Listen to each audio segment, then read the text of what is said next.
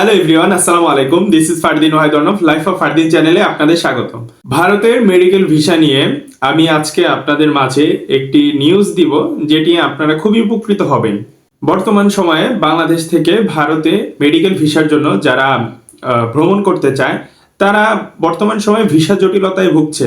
অনেকে অনেক অনেক পেশেন্ট আছে যারা আমাকে মেসেজ করছে ফেসবুকে, যারা আমাকে কমেন্ট করছে যে ভাই কোনোভাবে মেডিকেল ভিসা পাচ্ছি না, পেশেন্ট খুব সিরিয়াস, কেউ ক্যান্সারের, কেউ হার্টের পেশেন্ট, আরো এরকম অনেক সিরিয়াস পেশেন্ট আছে যারা কিনা ভারত ভ্রমণ করতে পারছে না বা উন্নত ট্রিটমেন্ট পাচ্ছে না।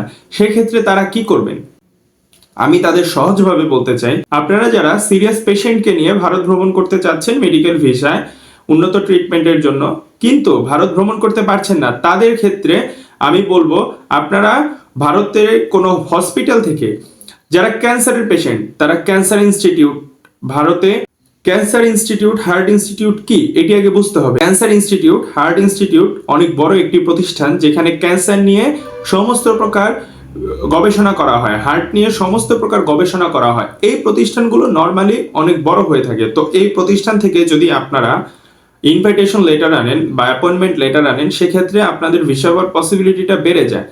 আপনারা যারা কিনা ঠিক মতো অ্যাপয়েন্টমেন্ট নিতে পারতেছেন না ইন্ডিয়ার কোনো বড় ইনস্টিটিউট হসপিটালে, বা আপনারা যারা কিনা ইনভাইটেশন লেটার নিতে পারতেছেন না, তাদের ক্ষেত্রে আমি বলবো অবশ্যই তারা গুগল করে বা ইউটিউব থেকে, এরকম অনেক ইনফরমেশন পাবেন ইউটিউবে আপনারা সার্চ করলে বা গুগলে সার্চ করলে, যে ভারতের মধ্যে ক্যান্সার ইনস্টিটিউট কোনটা ভালো, হার্ট ইনস্টিটিউট কোনটা ভালো। তো এই ক্ষেত্রে আপনারা সেই অ্যাড্রেসটি পেয়ে যাবেন, সেখানে মেল অ্যাড্রেস দেওয়া থাকবে। মেইলে আপনারা তাদের সাথে কমিউনিকেশন করে ওই হসপিটাল বা ইনস্টিটিউট থেকে আপনারা ইনভাইটেশন লেটার বা আপনারা অ্যাপয়েন্টমেন্ট লেটার আনতে পারেন। এক্ষেত্রে আপনারা যদি এই ইনভাইটেশন আর অ্যাপয়েন্টমেন্ট দিয়ে যদি ভারতের হাই কমিশনে আপনারা ফাইল জমা করেন, সেক্ষেত্রে আপনাদের ভিসা পাওয়ার পসিবিলিটিটা 100% থাকে।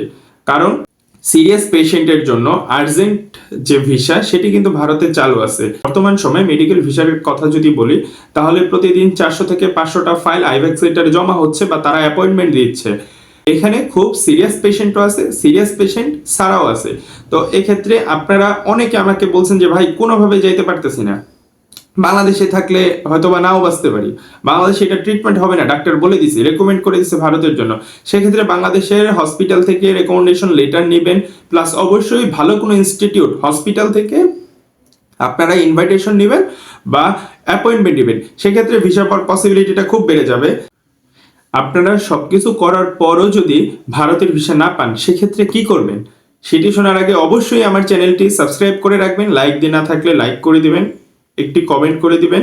আর হ্যাঁ, যদি আপনারা সর্বশেষে ভারতের ভিসা না পান, সেক্ষেত্রে আপনারা একটি কাজ করতে পারেন। বাংলাদেশের পার্শ্ববর্তী আরও যে দেশগুলো আছে, শ্রীলঙ্কা আছে, সিঙ্গাপুর আছে, চায়না আছে, এই সব যে দেশগুলো, এই দেশ থেকে আপনারা খুব সহজে ট্রিটমেন্ট নিতে পারবেন। বর্তমান সময়ে আপনারা একটু গুগল থেকে রিসার্চ করে দেখেন, আপনারা একটু ইউটিউব থেকে রিসার্চ করে দেখেন, বাংলাদেশের অনেক অনেক পেশেন্ট যারা কিনা সিঙ্গাপুর গিয়ে খুব ভালো ট্রিটমেন্ট পাচ্ছে। সিঙ্গাপুরে খুব ভালো ট্রিটমেন্ট, আপনারা খুব কম খরচের মধ্যে ভালো ট্রিটমেন্ট পাবেন। আপনারা শ্রীলঙ্কায় গিয়ে খুব ভালো ট্রিটমেন্ট পাবেন, সেখানে অনেক মানে স্ট্যান্ডার্ড লেভেলের ডক্টর থাকে সেখানে। আমি কাদের জন্য এটা বলছি, যাদের খুব সিরিয়াস অবস্থা, বাংলাদেশের ট্রিটমেন্টে দেশের বাইরে যাওয়া লাগবে, তাদের জন্য আমার সাজেশন থাকবে তারা সিঙ্গাপুরে গিয়ে ট্রিটমেন্ট করেন, এটা আপনাদের জন্য বেস্ট হবে। তো দেশের বাইরে ট্রিটমেন্ট করার জন্য ইন্ডিয়া বাদে আপনারা অন্য কোন দেশে ট্রিটমেন্ট করবেন সে ব্যাপার নিয়ে বিস্তারিত আরেকটি ভিডিওতে আমি বলে দিব। তার আগে অবশ্যই চ্যানেলটিতে সাবস্ক্রাইব করে দিবেন সাথে থাকার জন্য।